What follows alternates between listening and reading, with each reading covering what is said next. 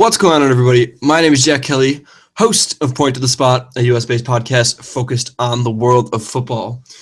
Returning to the show, my entirely bonkers friend, Reed Hammond. Reed, how are you, and how comfortable is that romper of yours? The word exhausted comes to mind, and the word scrumptious also comes to mind. Also joining the show, a future presidential candidate. Joining us from the swamp himself, Ball for Prez 2020, I Can't Stand Donald Trump's America, Andrew Ball. Andrew, my man, how are you, and what is the weather like down there? Is it humid? It is not humid, so maybe Trump actually did drain the swamp. But Dubious. actually, that's probably not. I'm down here in D.C. spreading the Soccer Save Us brand. Do it.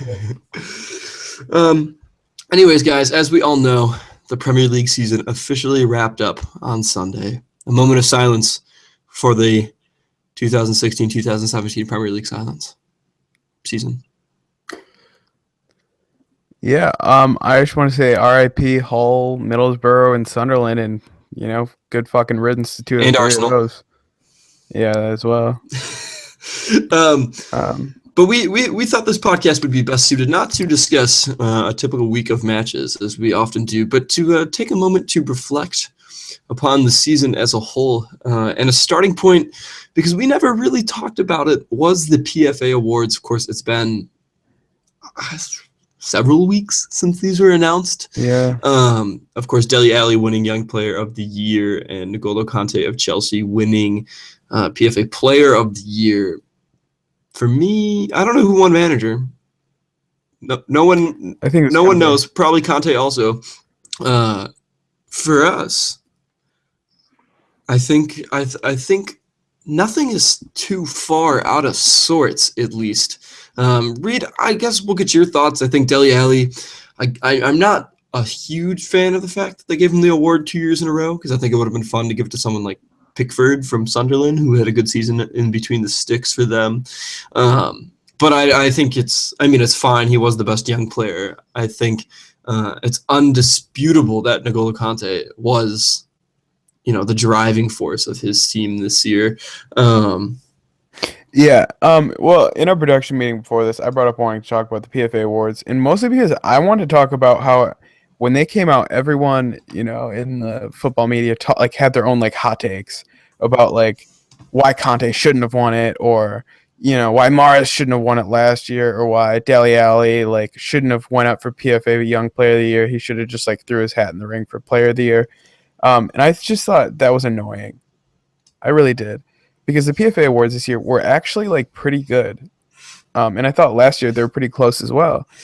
The only one gripe I have is that and for my money, I think Christian Eriksen was a better attacking midfielder than Dele Alli was, to be straight. So I think he probably should have beat him out on that PFA Players Team of the Year kind of situation. But other than that, no huge gripes. Andrew, what are your thoughts? Do you have any issue with? Of course, you don't have an issue with Dele Alli winning the award again. My one comment was that, maybe they should spread the love around. Winning the Young Players Award can be something that can, help pick you up and build your career. It would have been maybe better for somebody like Pickford at Sunderland to have won it than for Dele Alli, who was undoubtedly going to end up in a Real Madrid kit. Did you have any? Okay. Do you have any issues with how things shook out this year? I don't think Pickford needs the FA's help. He's already got a €30 million price tag slapped on him by insert Sunderland manager here. It's not the FA's place to do that. You got to give it to the best player. That sets a poor precedent, if nothing else. And, is it a little unfair? Because Dele Alli is on a whole different plane than everyone else. Yes. Is that his fault? No. You can't take that away from him. Can't punish him for being good. Yeah, exactly. That being said, I do agree with Reed. You can't find a lot of fault in the decisions, unlike in some years past. It was pretty cut and dry this year. You had a team that was clearly the best of the bunch, and that's Chelsea. And on the Chelsea side, you had a player that was clearly the best of the bunch. That was N'Golo Kante. So Well, yeah, and another thing that I want to bring up is that a lot of people were moaning in the last couple of weeks how Granit Xhaka and N'Golo Kante's numbers aren't particularly, drastically different, but I find that annoying Oh, this because is that I'm not one of those groaners. I know. We talked about it a little bit, and it's worth like pointing out. But to say that Granit Xhaka and N'Golo Kante are similar players is just dumb. Like it's just an uninteresting point to make because N'Golo Kante, it's not even the numbers that he provides. It's kind of like MJ. He creates space. He creates something to worry about, and he brings a mentality. What I think it needs to be likened to is kind of like Bastian Schweinsteiger at the Chicago Fire right now. Is that in that midfield? Hear me out.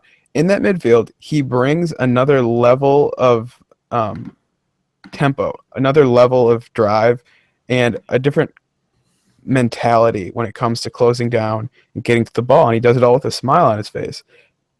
And we've seen that with my beloved Chicago Fire in the last couple of weeks. That it's not just Bastian Schweinsteiger getting to those second balls and making intelligent runs. It's that entire midfield, and in my opinion, that entire 2/3 of the defense is a whole different thing. But I think past the defense, the entire Chicago Fire team has been lifted by him, and I think N'Golo Kante has made Nemanja Matic a much better player, and I think he's.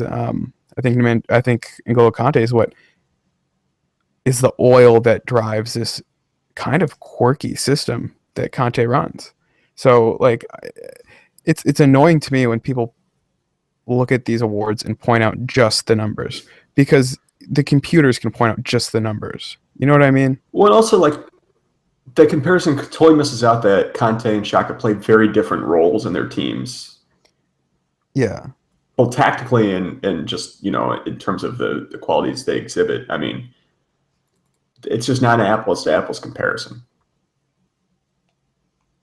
And like, it doesn't have to be. You know what I mean? Like, not everything has to be apples to apples, but No, but if you're going to say X player is better than Y player based on these statistics, like, yeah, exactly. I mean, Yeah, I agree. That's just ludicrous, Yeah.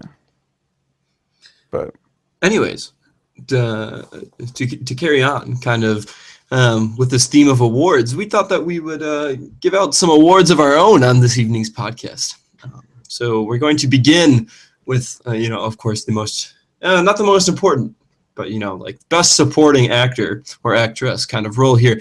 We're going to go with who was the biggest flop this season. It could be player, manager, fans, Twitter troll, any of the above associated with, either the FA Cup or the Premier League.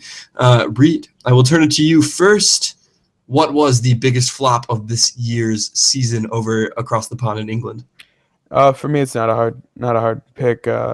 Simone Zaza, a man who I had a lot of faith in, had a lot of love for, gave so much time to, and it just didn't work out.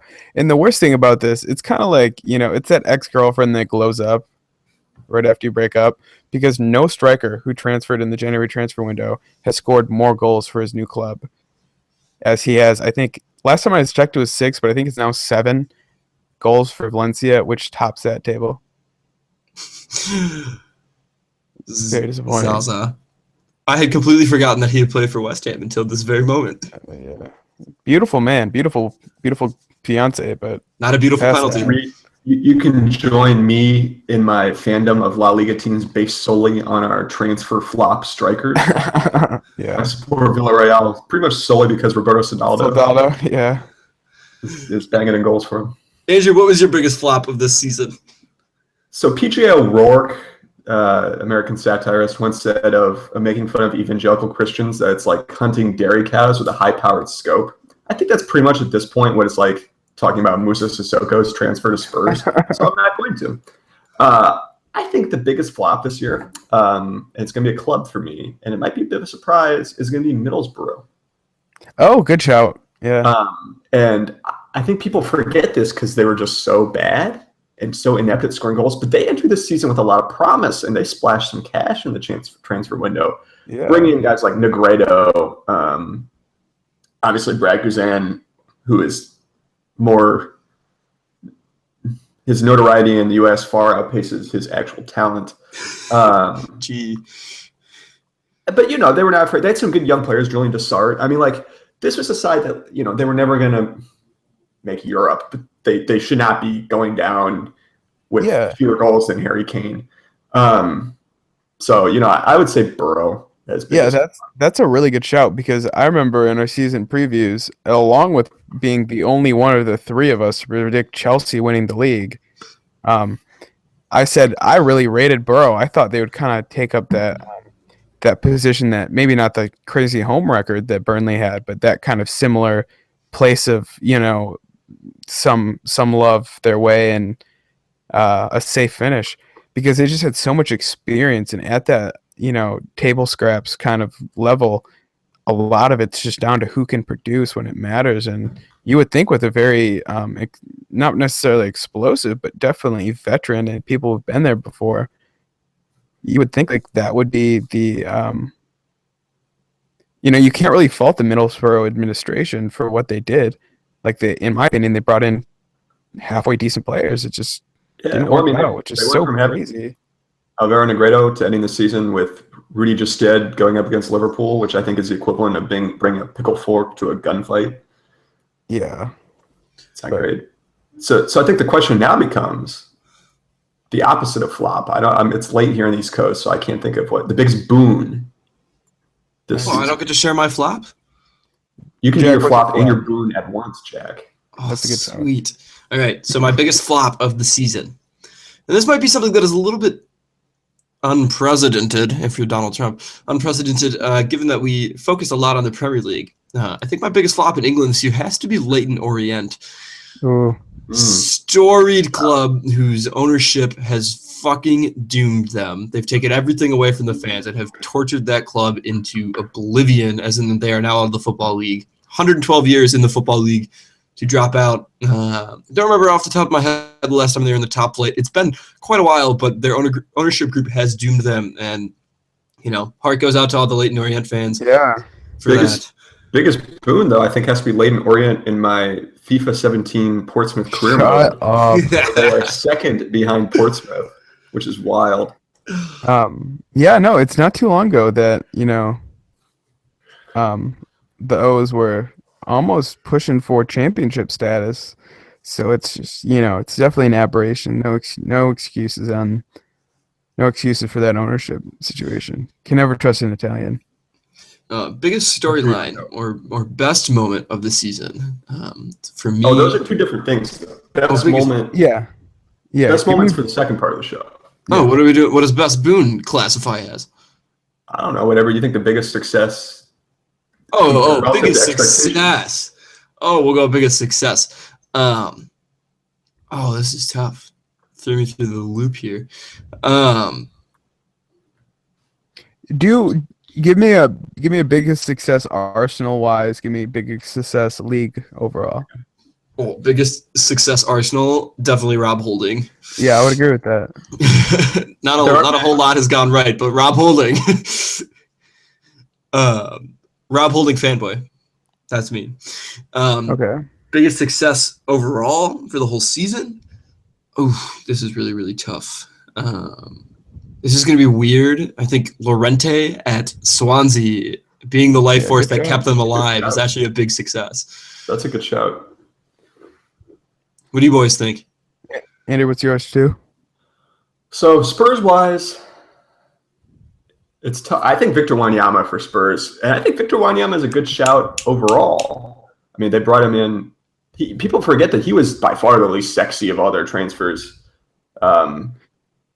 Vincent Janssen coming in with all the hype from the Eredivisie and of course the transfer that shall not be named on deadline day, involving a European Championships 2016 star for France, who we will not name on this show. But anyway, Victor Wanyama, I mean, he was kind of the least, salacious among them, and he was by far, calling him Spurs Conte is a bit much, but he was definitely a force in that midfield. Added a physical presence that they had been missing. For sure. And really rekindled kind of his career on reuniting with Pochettino, because he was not all that in a bag of biscuits for Southampton last year. For You know, me, he was that's great for Celtic, but not that good for South. He was good for Southampton, not last year, and he really has rekindled his career with Spurs. What are you going to say, Reed? for me, that's a hard shout to be, biggest success overall because he wasn't. It's not like he was plucked out of obscurity. He was a pretty well-rated player by most people who knew a thing or two about football. But he And had he a was- bad year last year between Yeah, of injuries course, and of course, of suspension. course. But I think if it was a different manager that pulled him from Southampton as opposed to the manager that bought him from Celtic, we're having a little bit different of a conversation because he thrives in Pochettino's high press system because he does give him that steal. But yeah, I don't think that makes him less of a success, though. Yeah, for Spurs, we'll just say for Spurs only biggest success. Yeah, Victor Wembanyama. which I I think can. that's a fair shout. What's your general biggest success? Well, I'm going to go out of the Premier League again. I'm going to go Brighton. Yeah, my good boys. shout. Even though they didn't win the championship, and really, it wasn't like it was out of nowhere. But I think just in general, in terms of just the most fun and joy that that was pretty cool. Maybe success is the wrong word, but like watching them celebrate with the fans. Yeah. Well, no, That's and a success. It's not a success in terms of money. It's not necessarily a success in terms of like, it's breaking down expected goals and all the like Moneyball stats and like who was the biggest success relative to their transfer fee. It was none of that, but like success in terms of like the moments I did not think I was going to be witnessing at the beginning of the year. And that Brighton players crowd surfing on a subway going back to the city center was definitely up there. So good. Well, yeah, and I think success isn't like the perfect word for what we're talking about, but we're getting the sentiment across. For me at West Ham, it's got to be Lanzini. It's hard to look past him. He won the Players Award. Plays the West Ham way. Ain't nobody like Lanzini, mate. A better way to win a derby. A better way to win a derby, Manu Lanzini. A better way to follow a dad on Instagram, FYI. If you guys want a really funny Instagram account to follow Lanzini's dad. I don't have the username on me, but it's a great shout. Maybe if his dad runs a small business, he can sponsor this show. Lanzini's father. A better way to cook. Yes. But no, he's definitely shouldered all of that responsibility that was originally on Payet's because he was, realistically, last year, he was Payet's understudy. And it looks like he took all the good and none of the bad from that tutoring session.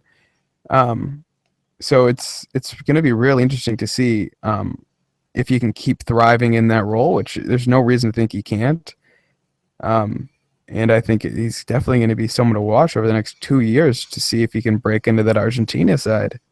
So that's definitely the by far biggest success at West Ham. And biggest success for the league overall. I'm going to go with the Steve Dykes Burnley. Because Steve Dykes Burnley only at home because they were fantastic. It was beautiful to watch. Yeah, well, don't mind that.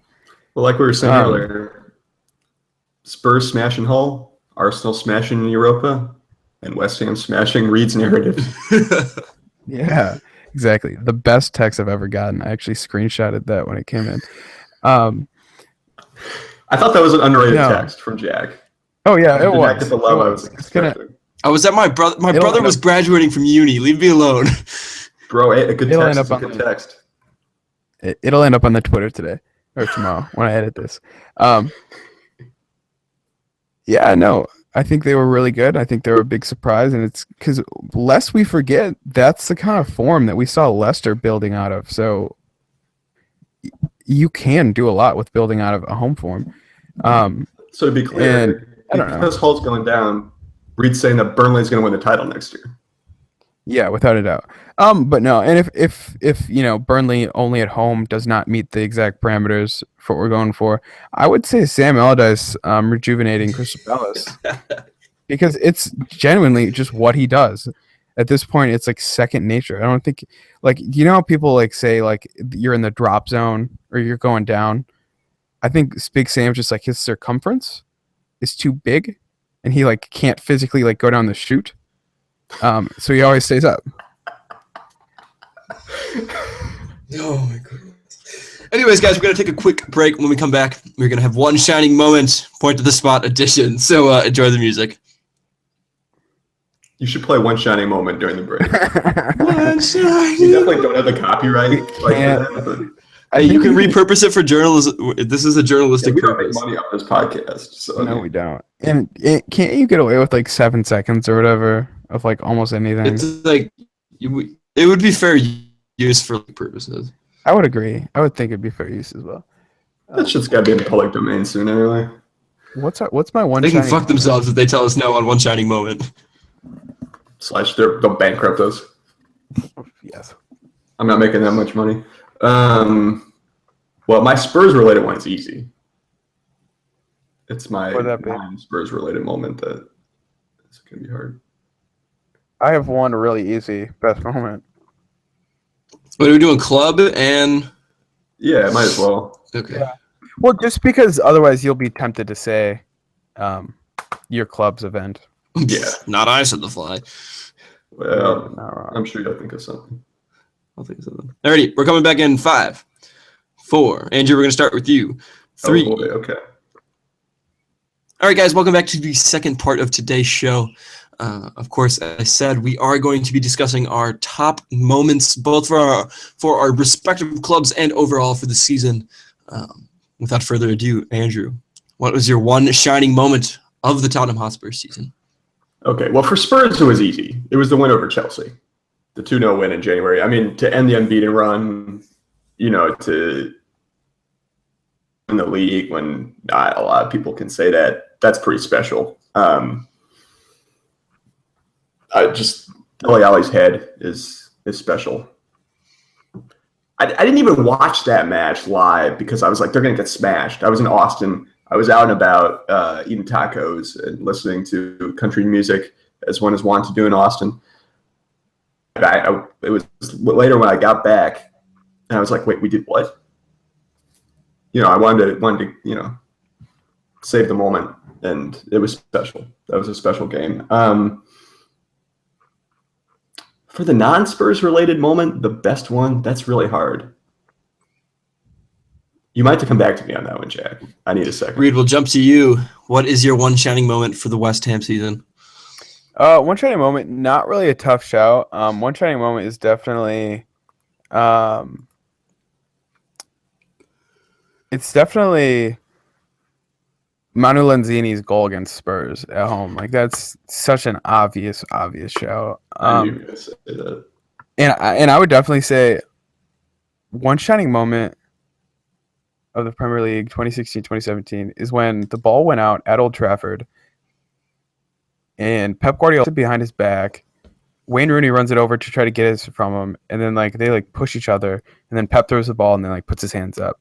Because that kind of summarizes just the amount of bullshit that's going on in the Northwest at this point in the season, or at this point in time. I thought that was hilarious. I don't like either of those individuals particularly much, and it just I don't know. It's just a good thing to look back on. Wayne Rooney, the man who needs hair plugs on the back of his head because he already got them on the front of his head. Well, maybe hold on. One shining moment is the first day that Slaven Bilic came back and we saw his hair plugs, which looked great. If we're being honest, no man has worn hair plugs as well as that crow had. I didn't even know he had hair plugs. It looks so natural. That's what I'm trying to say, man. One shining moment for Arsenal's season. You could talk they're obviously in the cup final, even though they're short 2 starting center backs for that game. One shining moment for the Arsenal season have to be the 2-0 victory at home against Manchester United. Arsene Wenger finally gets one over on Jose Mourinho, which has never made me happier in my entire life because fuck Mourinho. He's the worst human being on the planet. Even his kids hate him. Best moment in the Premier League as a whole this year?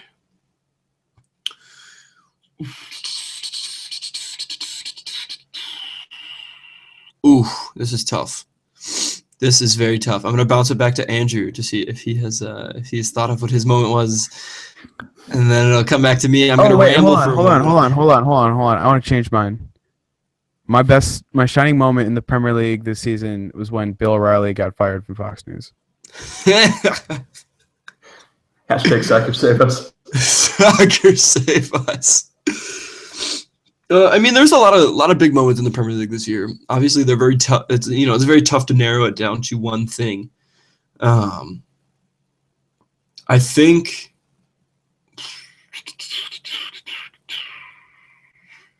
and like it pains me to say it, but like today, when I don't know who was it, Gini Wijnaldum scored in the 45th minute in the first half for Liverpool to finally put them back in Europe, and like just Anfield erupting and then singing "You'll Never Walk Alone" as they go into the tunnel for halftime. Pretty cool moment. Even though it sunk Arsenal's season, it was pretty devastating. Or one very much a throwback. When Hull led for like 87 minutes at home against Manchester United way back in August, and we had 87 moments, 87 shining moments, and then Zlatan Ibrahimovic happened.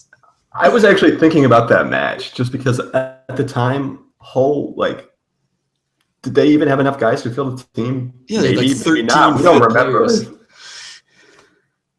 That was a great moment. Also, Jermaine Defoe and his friendship with Yes. the kid's name, Bradley. Bradley, that when they walked out together. That's so cute. That was wonderful. Yeah. Round of applause for Jermaine Defoe. And this is a Spurs moment, but I think it's like good as a human moment with Spurs fans singing for Aaron Lennon at White Hart Lane, the final for the lane. Big ups for Tottenham Hotspur fans for not being shitheads. Yeah, I think that. I mean, hopefully the Aaron Lennon.